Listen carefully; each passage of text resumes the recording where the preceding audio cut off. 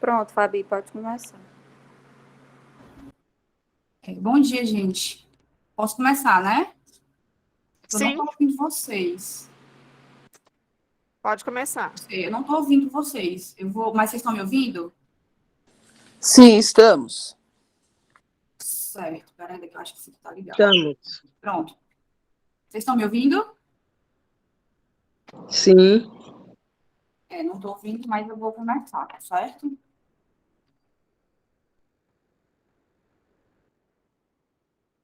Bom dia a todos. Meu nome é Fabiana, eu sou médica hematologista hemoterapeuta aqui do EMOS e hoje vou falar com vocês sobre o sistema LIOS, certo? Vou fazer um breve histórico. O primeiro anticorpo do sistema LIOS foi descrito em 1946 como Wuhan. Ele foi isolado em duas puérperas, na época questionou ser um anticorpo natural, e percebeu-se que ele aglutinava com 25% de 96 amostras de ingleses. Tá? Em 1948, Anderson, ele percebeu uma reação de um anticorpo que reagia apenas com hemácias do grupo O ou A2, que são LIUS B positivo, e esse anticorpo hoje a gente conhece como anti-LIUS BH. E o Brandon Moen também percebeu uma outra reação de um anticorpo LIUS B, anti-LIUS B, que reagia com qualquer massa independente do grupo ABO.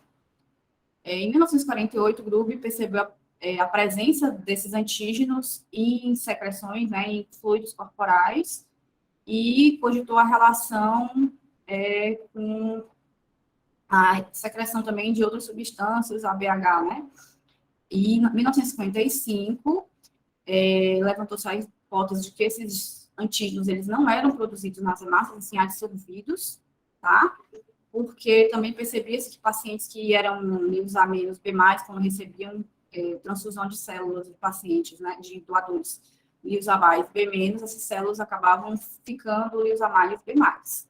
E em 1969, Marcos e Kers confirmaram que esses antígenos LIUS, né, eram glicosilipídios adsorvidos de lipoproteínas ou dispersões aquosas do plasma, certo? E as características, né, desses antígenos. Ele é do grupo, eles são do sistema LIUS é classificado pelo SBT no grupo 007. Atualmente são 6 antígenos identificados, LIUS A, LIUS B, LIUS AB, LIUS BH, A, LIUS B e B, LIUS B, né? Eles são glicosilipídios, né, no plasma, e nas secreções são glicoproteínas, e são gerados por uma enzima, né, uma fucosiltransferase, que é decodificada pelo gene FUT3, que se localiza no cromossomo 19, no braço curto do cromossomo 19. O LIUS A e o LIUS B, eles não são antitéticos, certo? Não são duas heranças separadas para que eles sejam expressados. Né? Como eu falei ali anteriormente, eles são absorvidos do plasma, ou seja, eles não são produzidos pelo eritrócito diretamente e apresentado na membrana, né? E eles também estão presentes em outros fluidos, né, do corpo, como lágrima, plasma, leite materno, sêmen, e também em outras células além dos eritrócitos, como linfócitos e plaquetas. Em órgãos sólidos também eles estão presentes, né? Pâncreas, intestinos, músculo esquelético, córtex renal, glândulas adrenais, né? E como eu falei, no plasma eles são glicosilipídios e nas secreções são glicoproteínas. Certo? Falando um pouquinho da genética, né, e da expressão desses antígenos. O gene que codifica a enzima fucosiltransferase, que vai levar à formação dos antígenos LIUS, é o FUT3, que está localizado no braço curto do cromossomo 19. Mas, para essa expressão acontecer, né, de LIUS A ou LIUS B, eu preciso da interação com o gene FUT2, que vai codificar outra fucosiltransferase. Ele também está localizado no cromossomo 19, certo? Mas no braço longo. E do lado dele também está o FUT1, que é aquele que decodifica a fucosiltransferase, que vai levar à formação do antígeno H nas células, nos eritrócitos, ok?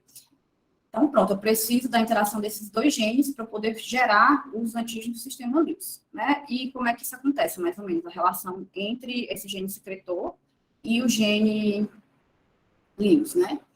Essas fucosidtransferases, elas vão adicionar a fucose, dependendo de qual seja a fucosidtransferase, da origem da fucosidtransferase, FUT2 e FUT3, a substância precursora tipo 1.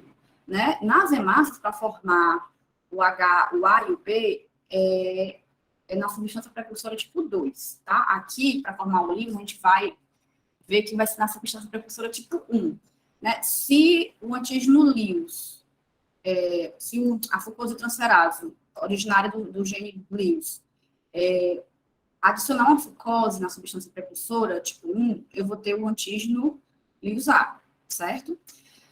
Mas se o gene secretor, a fucosidtransferase do gene secretor adicionar primeiro na substância tipo 1, na substância precursora tipo 1, a sua fucose, eu vou formar primeiro a substância, o antígeno tipo 1H, né? E se só a partir daí o LIUS adicionar a sua fucose, é que eu vou ter o LIUS-B, tá certo? Né? Uma vez formada a substância H, tipo um H, se a pessoa tiver o gene A ou o gene B, ou ambos, ela pode formar um antígeno tipo 1A ou um tipo 1B, né? E o antígeno LIUS, a fucosidtransferase proveniente do antígeno LIUS, pode adicionar uma fucose a essa substância tipo 1A e a tipo 1B, né? Gerando outros dois antígenos, o A LIUS-B e o B LIUS-B. Aí, quando a fucose do LIUS, né, a fucose é adicionada pela fucosidtransferase do LIUS, não existe mais a possibilidade de haver outra alteração, certo, gente? Ou seja, um antígeno LIUS-A, ele não vai virar um LIUS-B, né? A partir do momento que a fucosidtransferase do LIUS, da FUT2, adiciona da FUT3, desculpa, adiciona a fucose, não tem como haver outra adição nessas moléculas, certo? Então, o que acontece? Né? A gente vê que tem essa interação. Existem 4 fenótipos possíveis, tá certo? Os mais comuns é o A menos B mais e o A mais B menos. Quando eu tenho pacientes, pessoas que são A menos B mais, a gente chama de secretores. Por quê? A fucosidtransferase do SE e do LIUS, elas competem pela substância precursora tipo 1, e a fucosidtransferase do secretor, ela é mais ativa e acaba conseguindo adicionar fucose mais do que a do LIUS, né? Por isso eu não vou ter presença de LIUS detectável, apesar de ter em pequenas quantidades nas secreções. Quando ele é não secretor, ou seja, eu não tenho esse gene SE produzindo uma fucosidtransferase, quando eu tenho ele recessivo, né, caráter recessivo, eu não vou ter essa adição de H, né, da fucose para gerar o H, e logo eu não vou ter LIUS-B, porque o LIUS-B, para existir, eu tenho a fucose, né, do LIUS, ela tem que ser adicionada numa substância tipo 1H, não direto na substância precursora. Se eu não tenho um H, eu não vou ter LIUS-B, tá? E o LIUS-A menos B menos, eles podem ser secretores ou não tem como a gente saber apenas pela fenotipagem, porque como eles não têm um gene LIU que codifica uma enzima que vai levar à produção dessa glicoproteína ou glicossilipídio, eu não tenho essa apresentação, eu não sei. Ele pode ter H, A, B, dependendo dos genes que herdaram para o ABO e para o H, mas não tem como eu saber, só olhando a fenotipagem LIUS, né? E esse fenótipo LIUS-A+, B+, ele é raro no Ocidente, ele é mais comum nas populações asiáticas, né, da Polinésia, e ele acontece porque a pessoa ela herda um gene SE fraco que tem uma atividade na fucosidtransferase menor do que o gene selvagem, do que o que a gente já tem aqui no Ocidente. E acaba que a competição não é tão efetiva e os antígenos de LIUS-A são gerados em maior quantidade. Tá? Por conta dessas variações, né, é importante a gente saber também que a apresentação, né, como ele não é um antígeno que vem direto da hemácia, ele é absorvido, essas apresentações elas podem mudar ao longo da vida, principalmente ao nascimento, quando a gente nasce, né, as glicoproteínas elas estão presentes nas salivas, mas os glicolipídios ainda não são detectados no plasma antes de 10 dias, glicolipídios livres, certo? Ou seja, quando o bebê nasce, independente da herança genética dele, ele vai ter um fenótipo Lewis A menos, B menos, tá? Se for um bebê que herdou, né, um gene Lewis dominante e um gene secretor dominante, ao nascimento ele vai ser A menos, B menos, como todos, né, em torno de 10 dias, né, mais ou menos, com a maior atividade da fucose transferase do Lewis, que vai adicionar fucose à substância precursora, tipo 1, formando antígenos Lewis. Aí esse bebê vai ficar como se fosse um Lewis A mais, B menos, tá certo? Depois disso, nesses 10 dias, vai começar um aumento da atividade da fucose transferase secretora, né, até mais ou menos lá pelo entorno do 2º mês, e nesse intervalo, ele já vai mudando o fenótipo dele, né, antígenos Lewis B começam a ser produzidos por conta da presença do H, do tipo 1H, e aí a fenotipagem, o fenótipo da criança vai estar em Lewis A mais, B mais, tá? E o fenótipo definitivo a gente vai ter em torno dos 6 anos de vida, depois do 2º ano, mais ou menos, mas definitivo mesmo em torno dos 6 anos de vida, podendo até aparecer bem depois. Nesse caso, ele ficaria com fenótipo definitivo no Lewis A menos, B mais. Quando a criança nasce e tem uma herança genética só com o gene Lewis, sem o secretor, ao nascimento ele vai ser um A menos, B menos, né, que não vai ter expressão. A partir do 10º dia, vai aumentar, vai aparecer a atividade da fucose transferase, e aí ele vai ser convertido ao fenótipo dele para o resto da vida, que é o Lewis A mais, B menos, né, não vai mais mudar. E quando ele não tem Lewis, não tem um Lewis dominante, ele não vai ter nenhuma proteína para codificar e vai ser A menos, B menos desde o nascimento até o resto da vida, certo? Ou seja, todos os bebês eles vão nascer, todas as pessoas nascem Lewis A menos, B menos, eu só tenho como ter certeza da fenotipagem, se fizer a fenotipagem a partir dos 6 anos, pelo menos. Tá? E na gravidez, o que acontece? Algumas mulheres, elas podem perder, né, a expressão do Lewis nos eritrócitos e também ser imunizada, produzir anticorpos, principalmente anti-Lewis B. Tá? O que vai acontecer? Por que isso acontece, na verdade, né? Tem um aumento de lipoproteínas no plasma e acaba que esses glicoencefalopídeos, eles ligam-se a essas glicoproteínas e não são absorvidos nas hemácias. Esse fenômeno vai acontecer a partir da 24ª semana de gestação, mas após o parto, em torno de 6 semanas após o parto, esses antígenos Lewis, eles voltam a ser detectados nas hemácias das mulheres que estavam gestantes. Tá? Outros antígenos Lewis que a gente pode comentar também, o Lewis AB, que ele foi inicialmente chamado de Lewis X, Lewis X, certo? E ele está presente em todo mundo que é A menos, A mais, B menos e A menos, B mais, e acredita com 90% de células de cordão, o que sugere que ele talvez tenha uma formação bem precoce, formação embrionária, tá certo? O anti-Lewis AB, esse anticorpo, ele é razoavelmente comum. Normalmente a gente vê associado com o anti-Lewis A ou anti-Lewis B, é um anticorpo bastante heterogêneo, né, e ele costuma ocorrer em pacientes que são Lewis A menos, B menos, secretores dos grupos A1B ou A1B, que tem um pouco menos de expressão do H. Tá?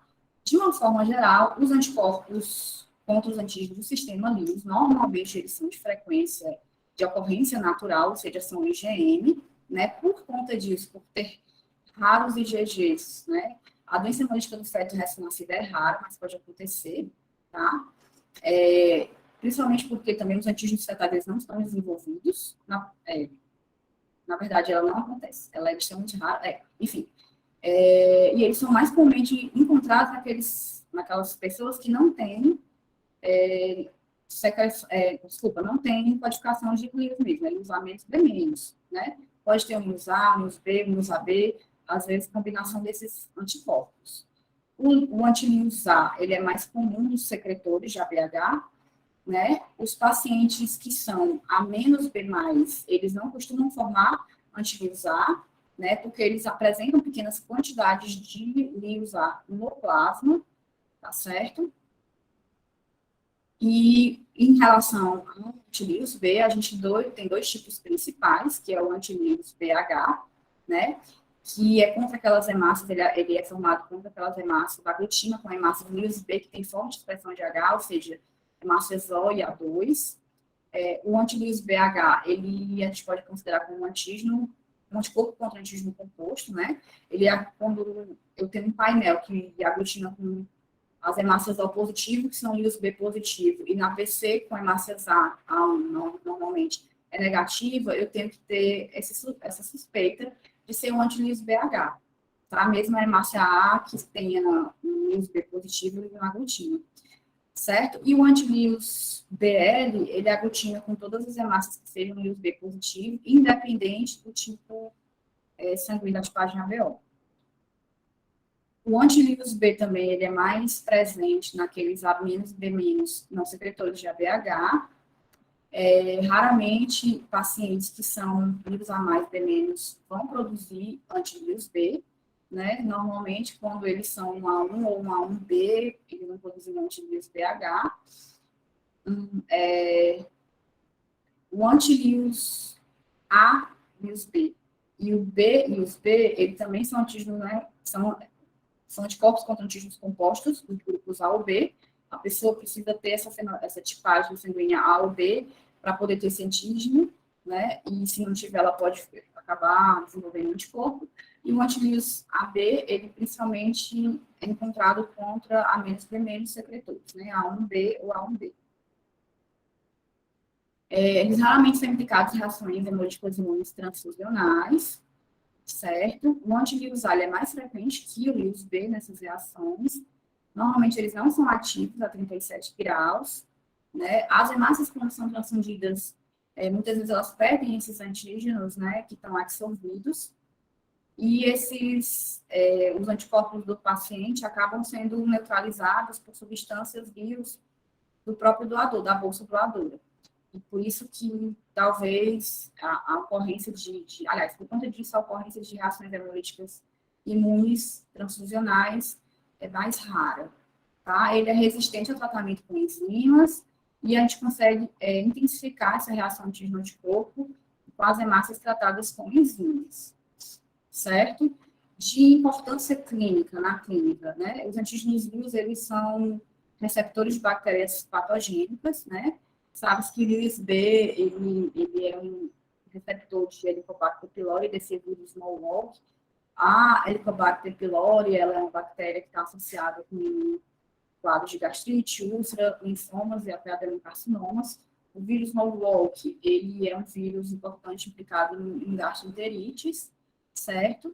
E a gente sabe também que as pessoas que são Lewis A menos, B menos, elas têm uma maior suscetibilidade a infecções por cândida, Escherichia coli uropatogênica, né? E também um maior risco de doença cardiovascular, por conta de que essas pessoas também apresentam triglicéridos mais elevados, síndrome de resistência à insulina, ou obesidade, que estão ligadas a esse tipo de apresentação de fenótipo.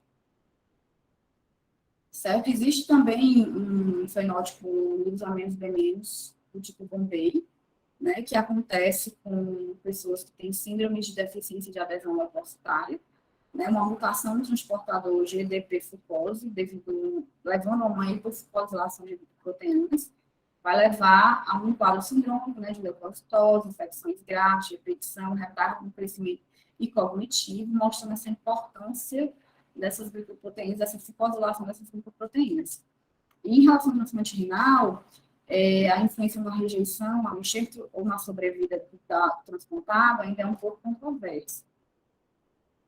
E eu trouxe um caso clínico da maternidade escola, bem simples aqui para a gente ver. Só uma exemplificação, certo? Era uma paciente de sexo feminino, de 36 anos, ela foi internada na maternidade escola com 30 semanas de gestação, estava próxima ao termo, ela tinha uma gestação de alto risco, porque ela tinha uma obesidade grave e placenta prévia, ou seja, ela tinha um alto risco de sangramento no parto, tá? Por conta disso, solicitaram um concentrado de massa de reserva, né? E nos testes pré-transfusionais foi visto que ela era um A positivo e tinha uma PAI positiva na segunda hemácia no IC, certo? No painel, não deu para identificar o anticorpo de cara, porque ela aglutinou em enzima com praticamente tudo, né? E essa hemácia 6, ela só era negativa para usar Lewis B. Ao mesmo tempo, foi feita a fenotipagem heterocitária dela, visto que ela era Lewis A menos, B menos, Podia ser por conta da gestação também, ela podia ter perdido a expressão, não necessariamente ela seria um A menos, B menos, certo? O painel em tubo dela também estava todo positivo, inclusive o autocontrole mais fraquinho, tá? Na sola de cordão aglutinou com todas testadas, e o resultado do ELATO teve a mesma especificidade do painel de identificação do anticorpo, ou seja, a gente não conseguiu identificar também. Mas na aula de absorção, a especificidade ela ficou um pouco distinta entre o antivírus A e o vírus B. Tá? O anticorpo identificado, no fim das contas, era um antivírus AB. A paciente foi submetida à cesariana, não teve sangramento importante, não foi transfusão de sangue, e a mãe e o bebê ficaram bem. E é só isso. Oi, Fabi vai botar o microfone, o headphone para escutar.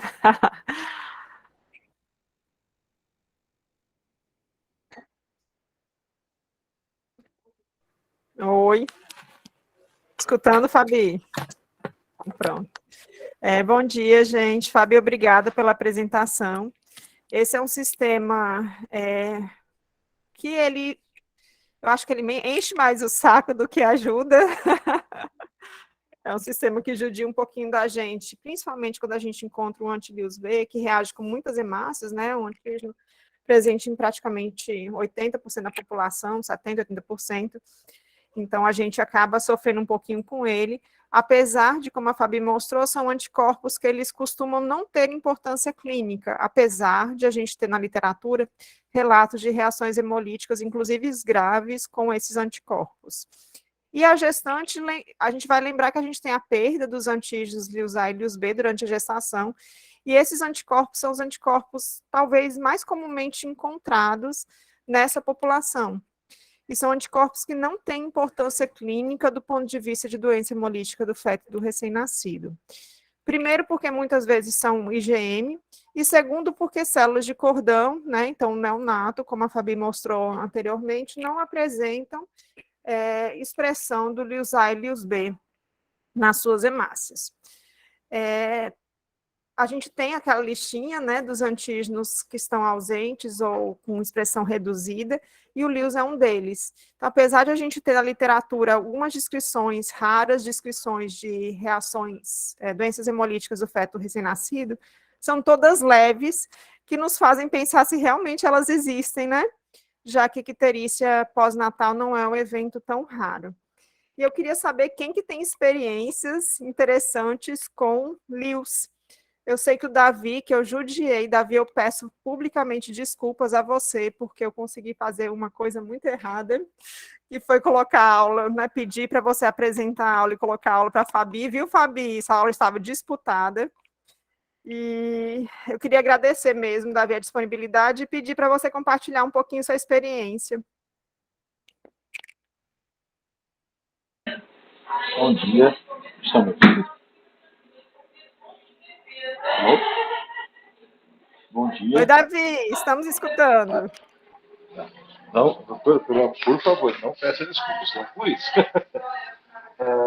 A questão nós fizemos um caso interessante, eu conversei com a doutora ontem, que a gente não tinha colocado aí na aula. Nós temos aqui um paciente, que é a anemia fosforme, né, e eu tinha identificado anteriormente uma criança, acho que não me engano, 14 anos, ele tem 12 anos. Ele tem um C grande, um anti-C grande, um anti-filiar, ele tinha um anti-LIUS-A. Só que aqui são aqueles falciformes que chegam ao extremo, que entram pelo pronto-socorro, com a hemoglobina muito baixa. O que nós fazemos aqui? Apesar da literatura falar da questão da significância clínica, o que transfundir nesses pacientes? Nós aqui, nós compatibilizamos, né? Se o paciente tem um anti-LIUS-A, que é o caso dele, que é LIUS-A negativo, a gente dá preferência em passar a bolsa LIUS-A negativo para a questão de evitar a harmonização. Mas, em certos momentos, não foi possível. Aí, o que aconteceu? Sexta-feira, ele entrou aqui com a gente, com 3,8 de hemoglobina, sintomático, Aí a médica, uma entrevista, até a diretora do paciente, a operadora, avaliou o paciente, estava muito grave, estava muito assintomático, só confundiu a moça, até ficou assim, foi quase uma emergência, realmente. A gente passou uma prova, a gente fez os testes, já saiu a prova imediata, viu que estava positivo. Mas a gente ainda não tinha identificado o outro isolado, o outro anticorpo. Aí eu fui discutir com ela, acabou se transfusando. Ó, o que nós temos, a gente vai ter que transfundir isso, está grave. Aqui nós transfundimos. E aí?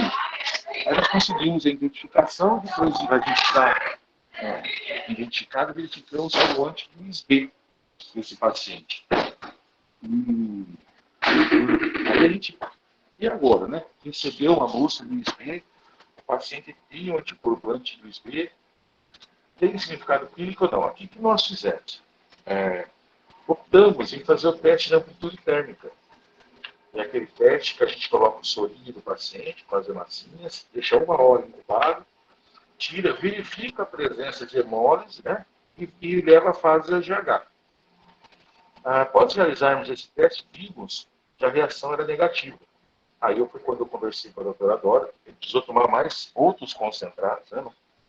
Mais um concentrado, aí foi com prova cruzada negativa, como nos havia.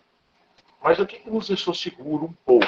É verificando que esse teste de amplitude térmica era negativo. O que significa isso para nós? É que esse anticorpo, que a gente também tratou ele com DTP, ele é negativo, né? Depois do tratamento com DTP, esse anticorpo foi destruído, mostrando que era uma IgM.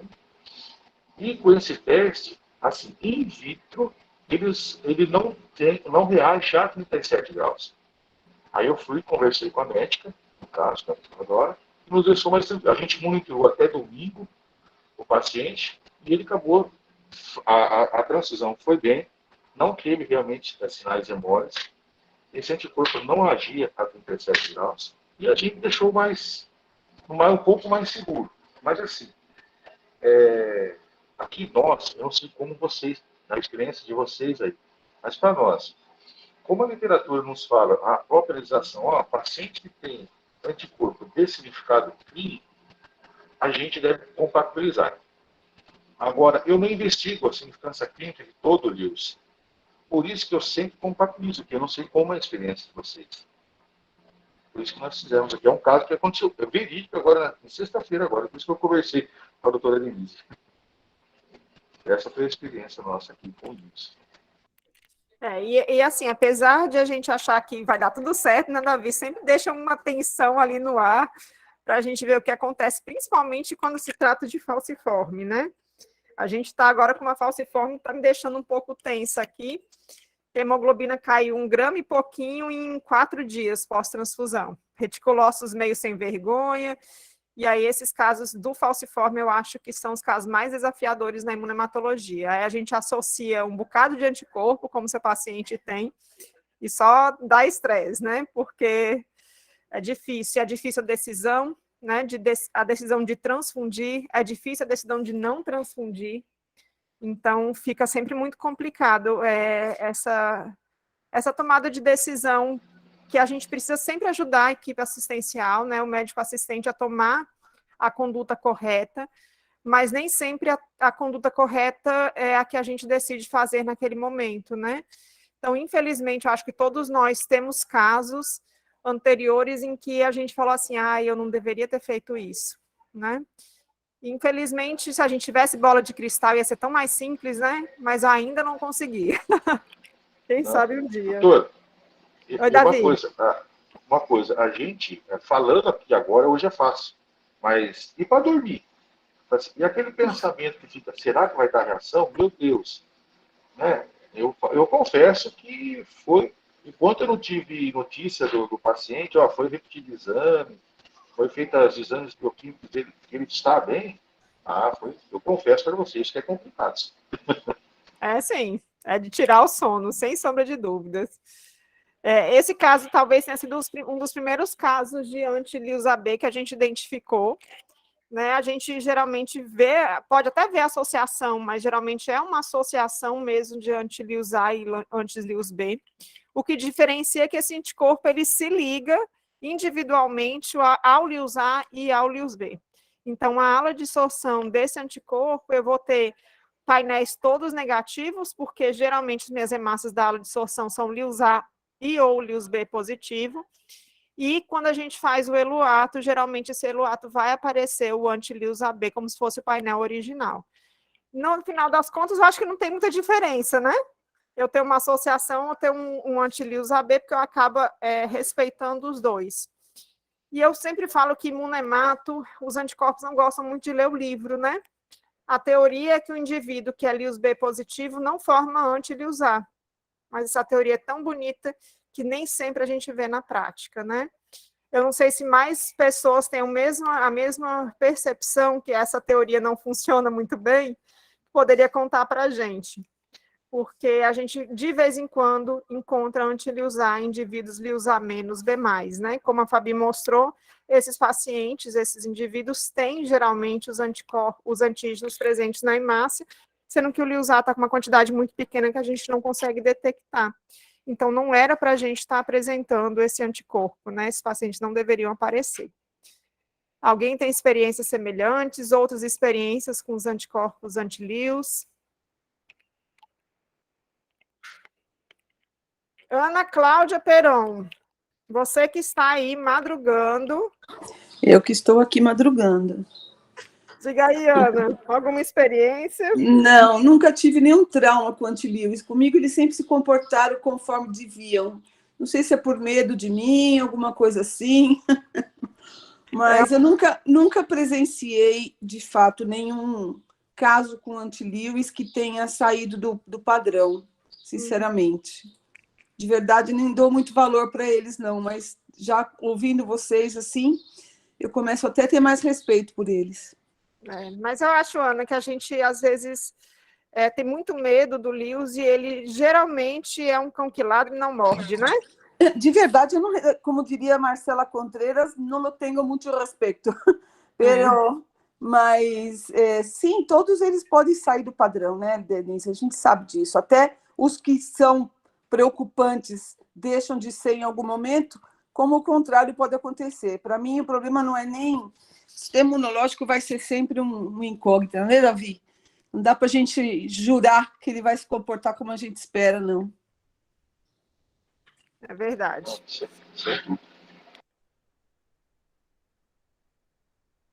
Ninguém mais quer contar alguma coisa, alguma experiência?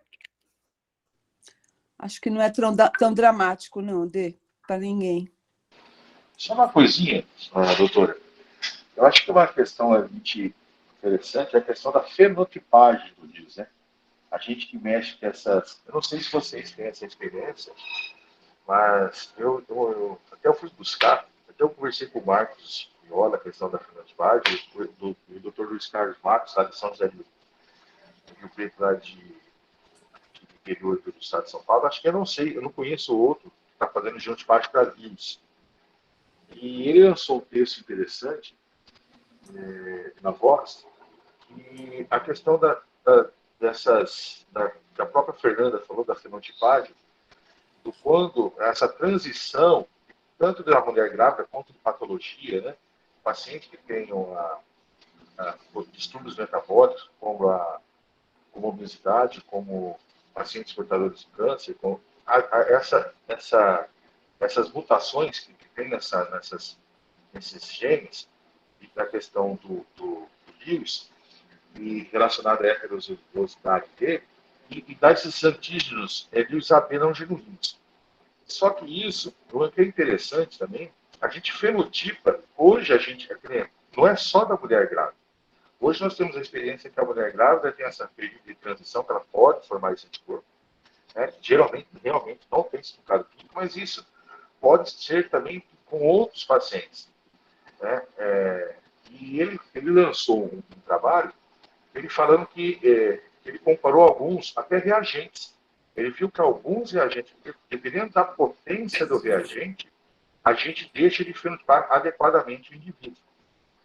Então, quer dizer, fenotipagem Lewis, para a gente estar fazendo, dependendo da patologia que o paciente tem, é complicado, principalmente para aqueles serviços que geram laudos, porque aí eles podem ter esse período transitório enquanto vem o problema dos distúrbios metabólicos, e depois reconverter no seu antígeno realmente de herança primária. E isso, na questão das fenotipagens, se um dia a gente gera um laudo, a gente tem que tomar um pouco de cuidado quando a gente recebe um laudo de fora, né, que a gente vê um paciente, né? A gente costuma ver um paciente, já aconteceu comigo, um paciente que veio de São Paulo, veio se tratar aqui. A gente, vocês têm, o paciente é politransfundido, né? Vocês têm eu tenho laudo. Aí vem aquele laudo. Se aqueles que não fazem fenotipagem, genotipagem, aquele que ninguém faz, eu só conheço os caras, realmente, a gente tem que tomar um pouquinho de cuidado e analisar o antígeno Wilson, que às vezes depois a gente acaba repetindo, depois não é incomum ter essa divergência dessa fenotipagem, certo? Acho que é uma questão interessante para a gente que trabalha na área transicional. Que interessante isso, Davi. Com certeza, é uma coisa que a gente tem que lembrar realmente, né? A gente, de vez em quando, pega uns babies muito ticos, né, com alguma doença hematológica, a gente acaba fenotipando e deixa o Lewis ali, Lewis A menos, B menos, mas, na verdade, o perfil real dele não vai ser esse, né? O diabético, né, como o Davi falou, é um paciente que a gente sabe que perde a expressão de Lewis A e Lewis B. Então, a gente tem que ter um certo cuidado, né, na hora de interpretar esses resultados que a gente coloca. A gente não deixa de fazer, muitas vezes, quando a gente faz estendido, mas na hora de interpretar o que a gente está vendo, a gente tem que ter realmente esse cuidado de não estar dando um nome e fechando aquele negócio, aquela fenotipagem para o resto da vida, que pode ser simplesmente uma coisa transitória, né? Lembrando que isso para recém-nascido serve para ABO também, né? Qualquer ABO que seja recém-nascido O, a gente pode passar incorrer no mesmo erro, né, Denise? Sim. Eu falo que eu tenho medo particularmente, Ana, dos AB. Pois, também. Mas eu tenho mais medo dos O mesmo. Do AB. E sabe, o Davi, que eu estava conversando com a doutora Carla uns dias atrás, e ela estava me falando de uma expressão alterada, diminuída, de antígeno QEL numa gestante. Aguenta essa também. Aguenta essa também. Não conhecimento, não. Aguenta essa também. Tem gente que fica estudando só para dar trabalho para gente. Você quer que eu acabe com o meu cabelo, né? Ana, eu já não tenho mais cabelo. Você, com um pouquinho que eu tenho, você quer acabar mesmo, né? Aguenta essa, meu amigo. Aguenta essa. Vamos lá falar para a Carla. A Carla tem um caso de expressão diminuída de antígeno QEL em gestação. É um desafio ser imunemato, mas é o que a gente tem de bonito nela, né? Por isso que não adianta só ter um software que identifica anticorpo, a gente precisa saber disso também. Com certeza. Imunemato é muito mais do que... Estava lendo isso, né? Tem um livrinho da ABB que é imunemato, é arte ou ciência, né? Eu acho que é arte e ciência, né? É isso mesmo. Então, são as duas coisas. A gente precisa ter o conhecimento em relação à teoria do negócio, isso é muito importante, tá? A gente saber a teoria dos antígenos, né? Dos anticorpos, mas eu acho que aquele feeling da experiência, ele é um feeling que faz muita diferença na hora de a gente tomar alguma decisão, né?